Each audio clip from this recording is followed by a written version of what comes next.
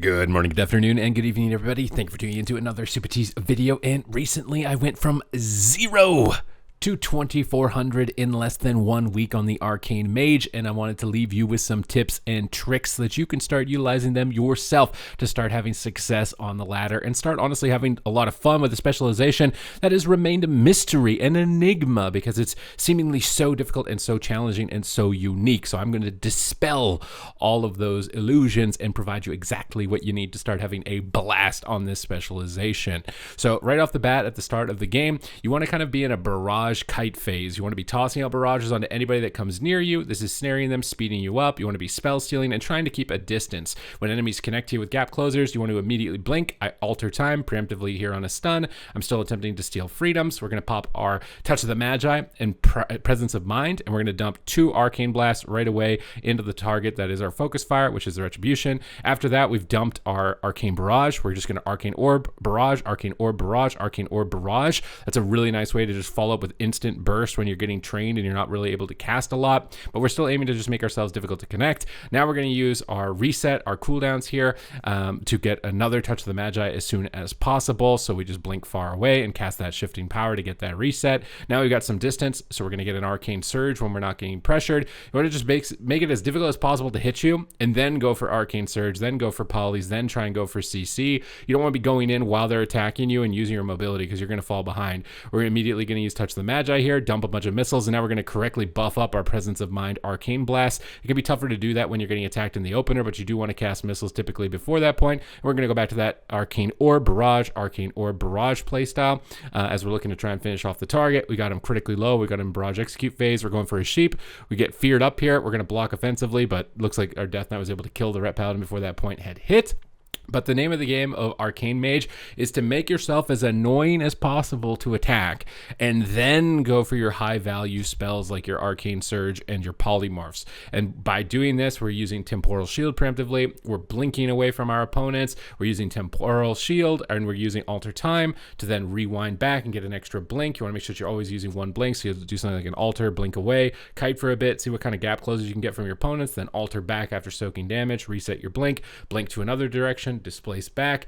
If enemies are ultimately connecting to you and you have no cooldowns left to kite them, this is when you want to think about using Greater Invis or even potentially Ice Block. So in the second round, same name of the game, we would just want to annoy the melee DPS at the start of the match as much as possible by spamming Barrage and keeping our distance and not really focusing on getting too aggressive right off the bat. We want to try and spell steal freedoms. We're going to pop Touch of the Magi, Presence of Mind right away, spell steal off all of the buffs, get another Tempest up with 4 stack, blink in for a DB and a sheep. They're not attacking me, so I'm looking to punish them as soon as possible. Launch some missiles to buff up our Presence of Mind Arcane Blast. We can dump those in towards the tail end of this burst. We end up going for a Barrage, then an Arcane Orb, and then a Barrage, but honestly I should have used my Presence of Mind charges there while the Touch of the Magi was still active.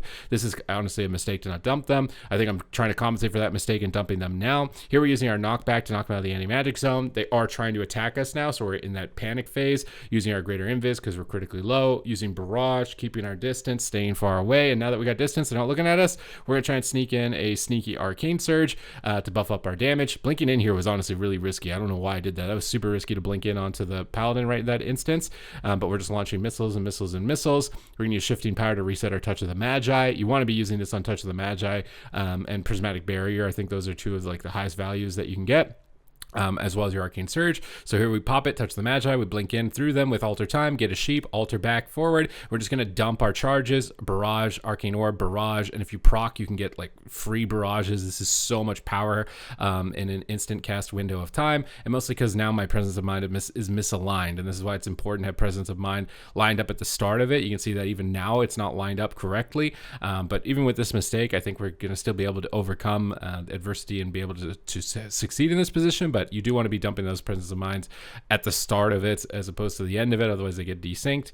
We get a Fear onto the Paladin here, and now they're starting to connect, so we're going to Blast Wave, knock them away, spam Spell Steal onto the Freedoms, try and strip those buffs so they're not moving at full speed, going back into the kite phase using our move cast missiles and our barrages. They're starting to get some uptime, blink away from the Death Knight, barrage, keep our distance back here. We got a Hodge on the Paladin to the left here, but we also have Sharpened Blade, so with Sharpened Blade up, that's going to reduce healing a lot, so I just focused on damage. The Paladin also has Sacrifice, which is this little red icon Whenever that's up, you do not want to try and polymorph the paladin. It's just going to break. That's over. We blink in, get a sheep, double shockwave. We're going for the arcane orb barrage, arcane orb barrage, arcane orb barrage, and proccing even more arcane orbs with those barrages, and just kind of cleaving down the targets. Ice Nova towards the end as we run out of arcane charges, and we're looking to try and reposition. We've got shifting power, although they are connecting to us. This is where you want to start thinking about potentially alter timing, temporal. I used both of them in this instance. It was honestly a panic attack, I think, with the wings and how much uptime they were getting, but we're going to get value out of it either way. Temporal heals a lot back. We alter back. We can try and CS the paladin here on Searing Glare, and we can just spam barrage. Once the target's this low, you're just honestly going to spam barrage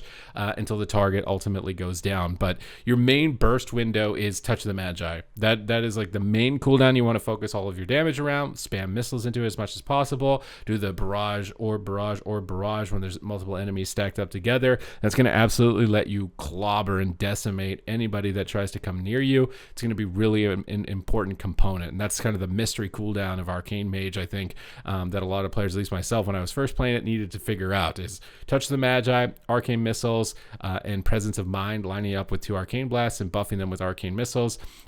Ideally, you'd cast an arcane surge before the Touch of the Magi, but when you're getting attacked and you don't really want to be standing still too long or get interrupted, I opt to just use instant cast spells. I just sometimes don't even buff the Presence of Mind blasts. I'll just toss 2 instant blasts without buffs because I don't want to get kicked on my missiles, and I just want to get instant guaranteed damage. It's still very threatening. Here we've got distance, so I can sneak in an Arcane Surge, steal off some of the buffs. We get stunned up. We're going to trigger that first stun immediately, alter time, and blink away. We're not wasting any time. We want to be as annoying as possible. Touch the Magi's up. We're firing missiles. We buffed up our Presence of Mind, dump it in those barrages, shifting in those arcane orbs, keeping our distance, move casting missiles, and I'm not going for sheep because the Paladin has Sacrifice up, so I'm just keeping my distance and continuing to pummel in damage, and it's really fun to just hover around the fight, blasting damage in like Tracer and then rewinding out of it. I gotta say, like, it was a real treat to finally kind of start to understand this specialization as I push closer to 2400. Here we're getting kind of critically low on our team, but we can sneak in a polymorph, blink away, we get stunned. This is where we're going to consider, ice blocking, greater invis when multiple enemies are connecting, but my Death Knight gets a triple blind. That's stacking them up for triple arcane orbs into arcane barrages, using those stacks here. Barrage again, procs another arcane orb, barrage again, procs another arcane orb. It's super fun when you get proc city like this.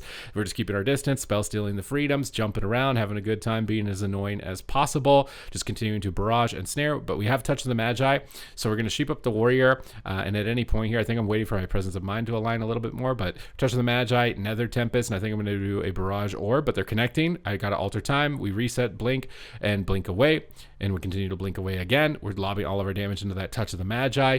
Arcane missiles flying in, arcane barrage execute range, paladins in a bubble, bubble's about to fall, keeping our distance, orbs, we get feared up. We could block this. It's super risky to do it, especially with them having targeted me in the past, but I could have considered ice blocking this. Offensively, Paladin runs in to stun me. I really want to go for a sheep onto them, but Sacrifices up. DB defensively, we blast wave our enemies away from our Paladin. Super fun, engaging gameplay there in terms of utility, not even just for helping yourself kite away, but keeping enemies away. Paladin sitting on us, we can kick down Arcane, we can shifting power, get our Touch of the Magi back a little bit faster. Here, I'm playing Ice Wall. I really like this, although in this game, I don't know if it really showcases. I actually go for it right here. Line of sight the Paladin, I drop a ring on the end of it, so you can kind of create this little fishnet where they either have to run into a ring or they can't line of sight, and you can create a lot of stress for the healer in terms of trying to get to their team, especially in solo shuffle. But here's Touch of the Magi, lobbing in some missiles. We can get an arcane surge because we're out of range of all the attackers. We get kicked by the Paladin, but we're going to Nova him in the middle of the map. My Nether Tempest is ticking. We're going to go for a sheep again. We've got missile procs. We're ready to really just go for the kill here with that full polymorph. We get storm bolted. Here I decide to block it. We're just so close to the kill. Instant arcane blast, 130k, 80k, absolutely lights out for the Ret Paladin at this point in the game, and it's just so much fun. Like, this is honestly one of the most fun specializations, and don't let the initial intimidation of it ruin it for you. It's really just all about Touch of the Magi and blinking around and being really annoying for enemies to connect to, and then squeaking in these clutch plays like knocking enemies off yourself or off of your allies, counterspelling the healer, and it's just this infinite level of potential. So I definitely recommend it after my initial experience with it here of getting to 2400. Other than that, I hope you enjoyed the video and the tips and advice and commentary. If you do, hit the subscribe button. Always trying to keep you guys up to date with everything related to World of Warcraft to enhance your experience. Other than that, thank you for watching, and I will see you in the next one.